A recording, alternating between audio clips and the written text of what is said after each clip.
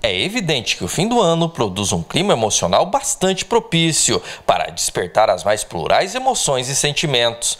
Dados apontam, por exemplo, para um elevado índice de pessoas que entram em depressão e casos de suicídio acentuado pelo controverso clima natalino. O ambiente festivo de fim de ano é um bom termômetro para suscitar emoções e sentimentos dos mais diversos e diferentes, tais como alegria e tristeza, saudade e nostalgia, esperança e desilusão, expectativa e frustração, indiferença e compaixão. A época do Natal é uma época onde a afetividade ela é muito aflorada. Então é uma tradição. O Natal ele reúne família, ele reúne lembranças, ele reúne memórias. E essas memórias, ela dita muita coisa no sujeito.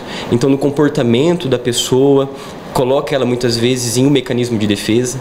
Então essa afetividade alta está muito relacionada a todas as lembranças, a vivência da pessoa, aquilo que essa pessoa ela elaborou como sendo bom ou ruim. Então ali diante do Natal, diante das festas de fim de ano, diante, enfim, de qualquer tipo de exposição, pode ser que aquele momento seja para ela conflituoso, pode ser que seja dolorido e pode então surgir, emergir ali grandes dificuldades, sentimentos desordenados, sentimentos que às vezes durante o ano todo ela não teve, ela não conseguiu elaborar. Então as festividades elas são assim momentos muito afetivos, muito cheios de emoção.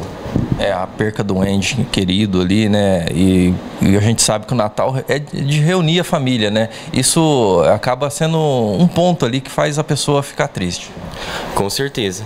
A perda de entes queridos são fatores traumáticos. A exposição ou estar diante de pessoas que muitas vezes te desinstalam ou você não se sente muito confortável diante daquela pessoa, traz algum tipo de conflito, traz algum tipo de confusão. Então, essa exposição a essas memórias, a essas pessoas, pode trazer sim um sentimento de angústia muito elevado, sentimento de tristeza, apreensão. Às vezes a pessoa ela começa a ter alguns comportamentos que naturalmente ela não tem. Comportamentos assim mais reativos, mais nervosos.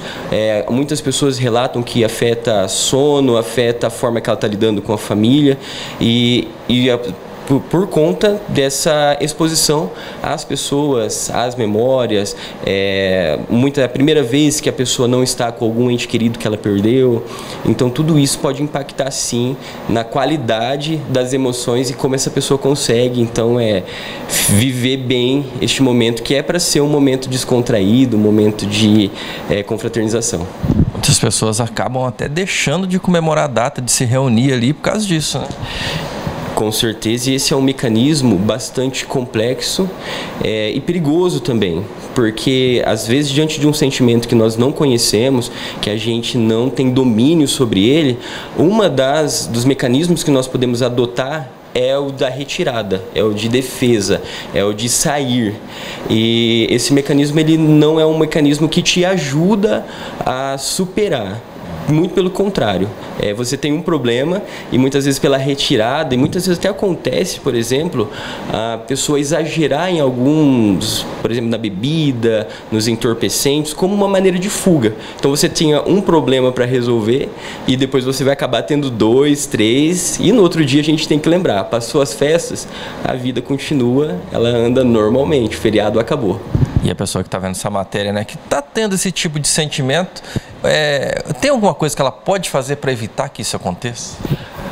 A primeira coisa que ela deve fazer é buscar o autoconhecimento, se conhecer, porque você se conhecendo, você vai entender quais são os limites aceitáveis para a tua boa qualidade das emoções. Então, entender quais são os seus limites, entender quais são os limites do outro em relação a você, encarar de frente quais são os problemas que mais te desinstalam, que mais fazem com que você tenha comportamentos que não são desejáveis naquele momento.